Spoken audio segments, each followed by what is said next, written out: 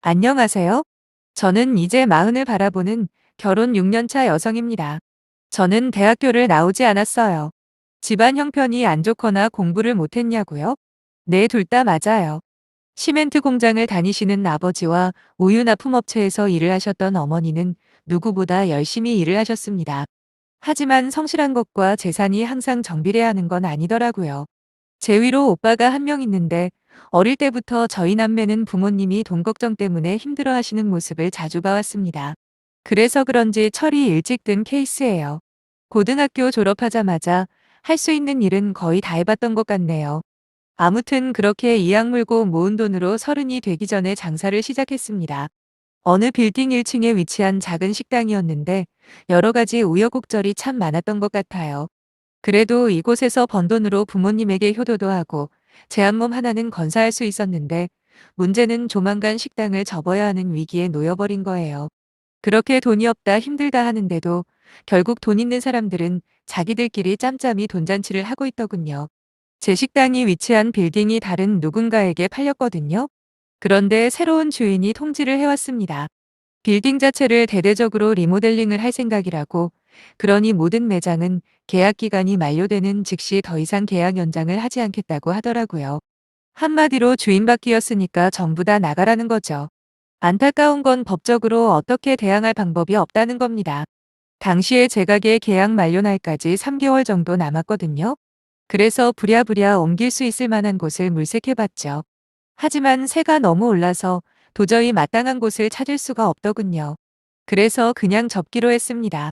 진짜 눈물이 앞을 가리는데 아무런 방법이 없어요.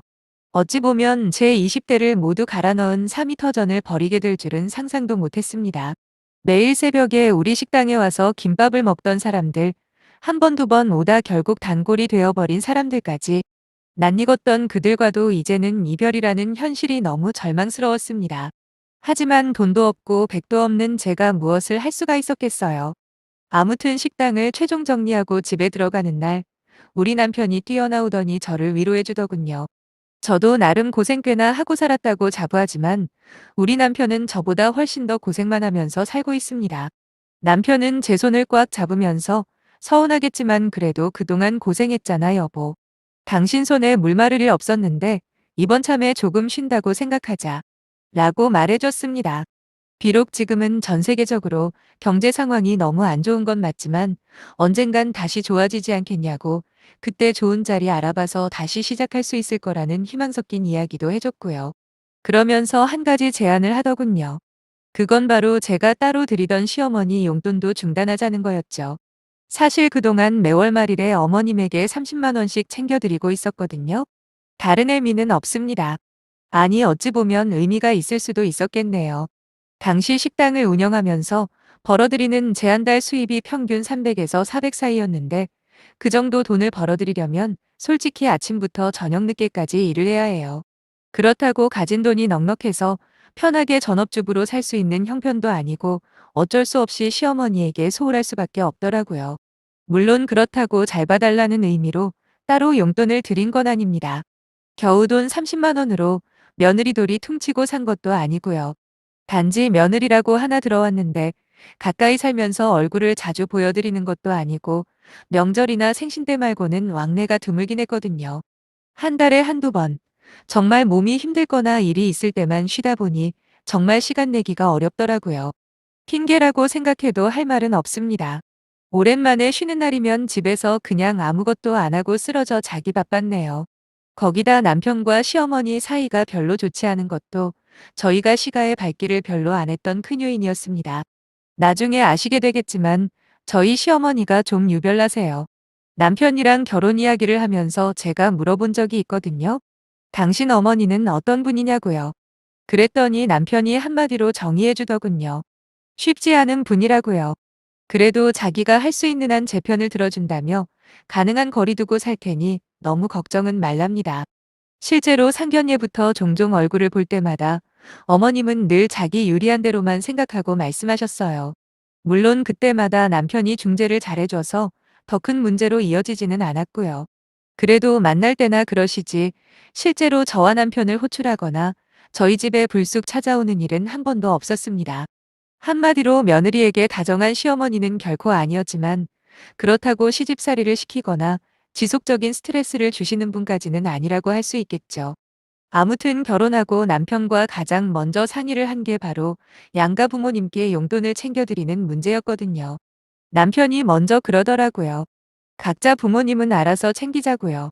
그러면서 자기는 어머님께 매달 30만 원씩 드릴 거랍니다. 그래서 그럼 나도 친정 부모님께 30만 원씩 드리겠다 그랬죠. 처음 몇 달은 그렇게 약속한 대로 각자 부모님만 챙기면서 살았습니다. 그런데 가만히 지켜보니 뭔가 불공평한 것 같더라고요. 시어머니는 저희 집에서 차로 3시간 가까이 떨어져 있는 반면 저희 친정은 20분도 안 걸리거든요. 거기다 남편은 저희 부모님을 자기 엄마보다 더 좋아하고 따릅니다. 참고로 남편에겐 2살 많은 누나가 한 명 있어요. 이상하게도 어릴 때부터 시어머니가 아들인 남편한테는 차갑게 대하면서도 딸인 시누이한테는 꽤나 살갑게 했나 보더라고요. 대신 남편은 돌아가신 시아버지와 더 친밀하게 지냈고요.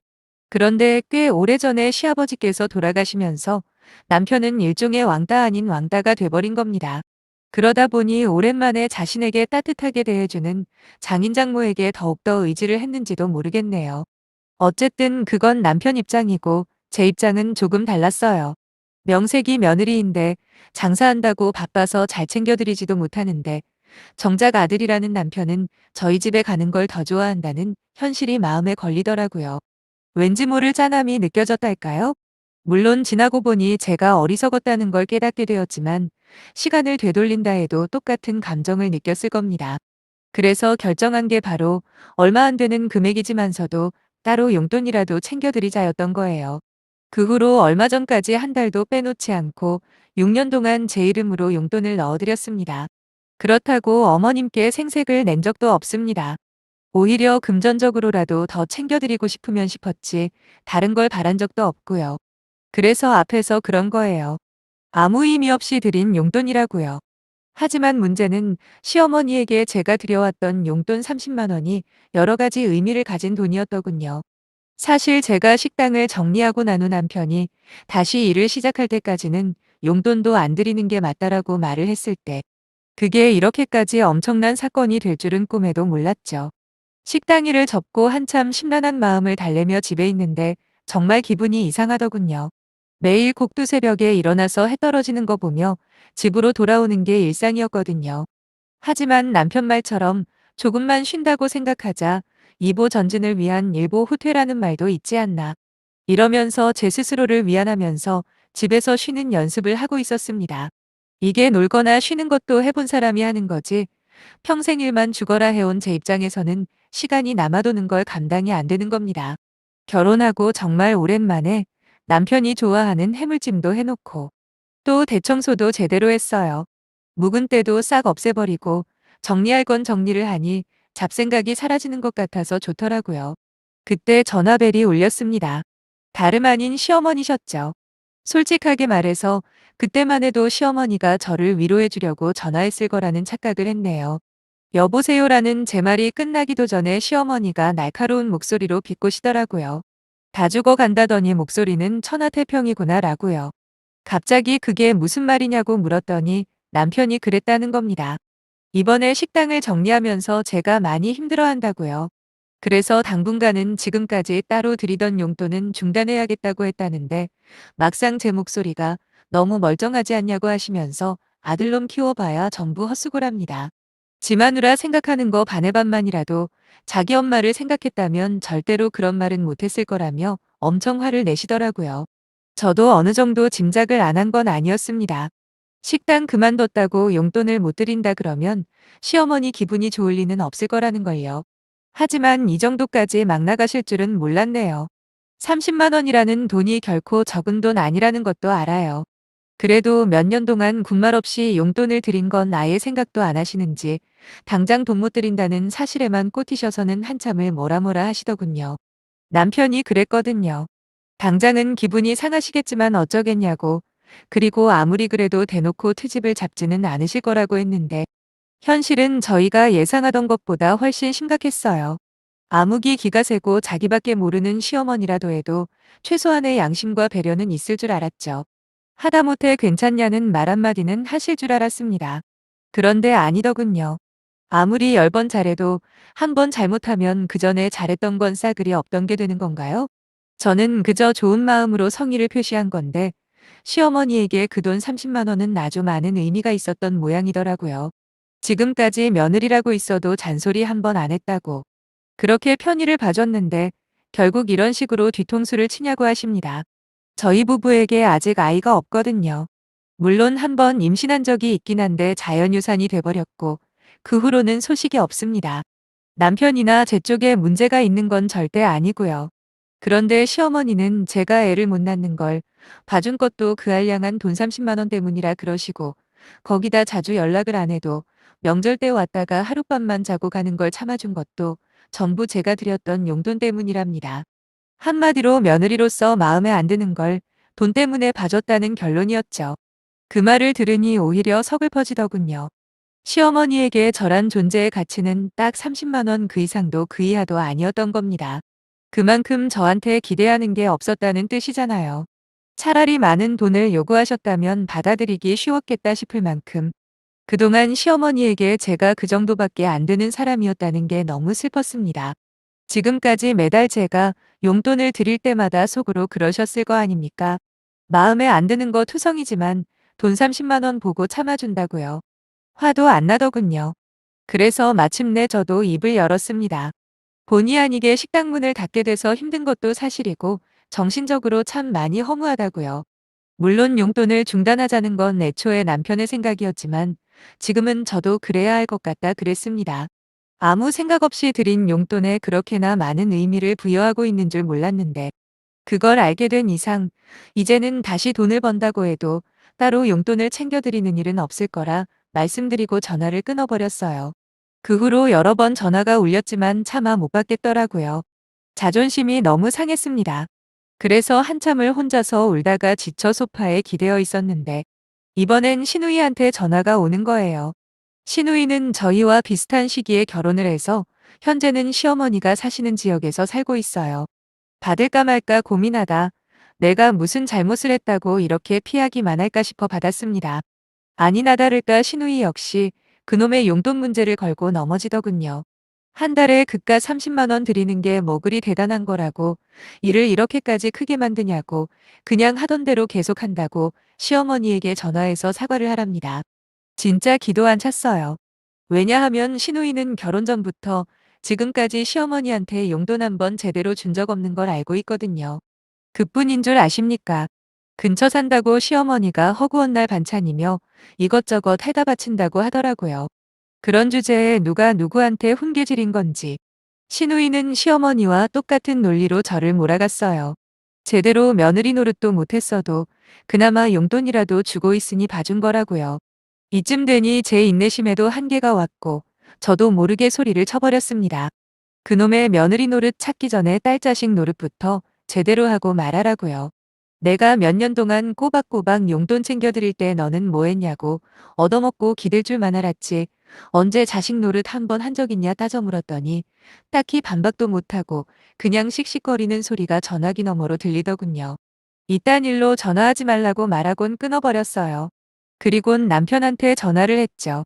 제 이야기를 듣더니 남편은 곧장 회사에서 조퇴를 하고 집으로 왔습니다. 자기가 미안하다며 저를 달래주는 남편을 보며 정말 많은 생각이 들었어요. 시어머니나 시누이가 남편 인성을 조금만이라도 닮았으면 얼마나 좋았을까라고요. 아무튼 남편은 자기가 일을 크게 만들었으니 해결도 자기가 하겠다고 나섰지만 제가 그러지 말라고 했습니다. 용돈 문제도 사실 제 입으로 말할 거라는 후회가 있었거든요. 이제는 남편 뒤에 숨지 않고 당당하게 말할 거 있으면 내가 직접 하겠다고 했어요. 사실 이때까지만 해도 연 끊고 살 생각은 추호도 없었습니다. 단지 거리를 두고 살아야지라는 마음 정도였죠. 그렇게 시간이 흐르고 평소 같으면 제가 시어머니께 용돈을 보내드리는 월말이 되었어요. 당연히 10원도 안 보냈습니다. 그랬더니 그날 저녁 곧바로 시어머니한테서 전화가 오더라고요. 당당하게 받았습니다. 무섭지도 않고 쫄리지도 않았어요. 그런데 시어머니가 뭐라는 줄 아세요? 진짜로 용돈 안 보낼 거면 이제부터라도 제대로 며느리 역할을 하랍니다. 한 달에 한 번은 꼭 내려와서 자기한테 식사 차려주는 건 기본이고 전화도 일주일에 최소 2번 이상은 해야 한다더군요. 당연히 명절이나 생신날 같은 기념일은 지금까지처럼 해야 하고요. 억지도 이런 억지가 어디 있냐고 곧장 따졌어요. 그랬더니 그동안 제가 얼마나 싸게 퉁쳐왔는지 알겠냐고 하시더군요. 그랬습니다. 시어머니라는 사람에게 며느리라는 존재는 그저 마음껏 부려먹고 함부로 해도 되는 사람이었던 거예요. 저런 생각을 품고 사는 분인 줄도 모르고 그저 저 혼자 제대로 못 챙겨드려 죄송해하며 살았네요. 시어머니 말은 한마디로 시집살이 하기 싫으면 돈으로 메꾸라는 거밖에 더 됩니까? 진심이시냐 물어봤습니다. 지금이라도 생각을 바꾸실 기회를 드리겠다고 했어요. 제가 어머님한테 그렇게까지 잘해드린 것도 없지만 딱히 못한 것도 없지 않냐 물었죠. 자주 못 내려간 건 맞지만 탱자탱자 놀면서 안 내려간 것도 아니고 먹고 살자고 장사하느라 그런 건데 그것도 이해 못 해주시냐 했어요. 그것도 나 하나 잘 먹고 잘 살자고 그런 것도 아니고 당신 아들이랑 한번 잘 살아보겠다고 아둥바둥 사느라 그랬던 거 아니냐. 정말로 용돈 못 받으면 저 시집살이 시키실 작정이냐 물어봤죠. 그랬더니 시어머니는 뻔뻔하게도 돈 올려달라고 하지 않는 것만 해도 감사하랍니다. 그때 결심했어요. 이분은 결코 변하지 않을 사람이고 더 이상 제가 어떻게 할 수 있는 게 없다고 말이죠. 그래서 차분하게 말씀드렸어요. 용돈도 안 드릴 거고 시집살이 역시 사양한다고요. 제가 한두 살 먹은 어린애도 아니고 어머님이 시킨다고 그대로 해야 할 이유는 없다고 했습니다.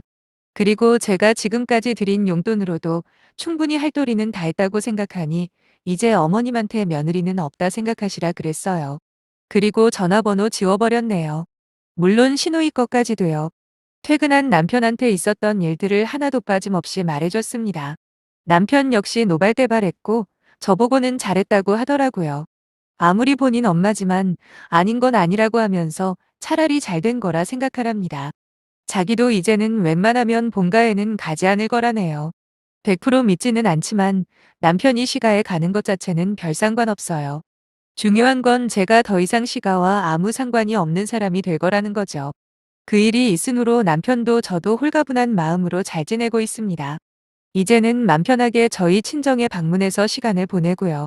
더 이상 시어머니에게 미안한 마음도 일절 사라졌습니다. 그래도 하나 확실하게 얻은 건 있어요. 그건 바로 든든하게 제 옆을 지켜주는 남편의 존재죠. 돈을 잘 벌지도 못하고 특출나게 잘생기지도 않았지만 저한테만큼은 세상 최고의 반쪽입니다. 지금처럼 서로만 믿고 잘 살아볼게요.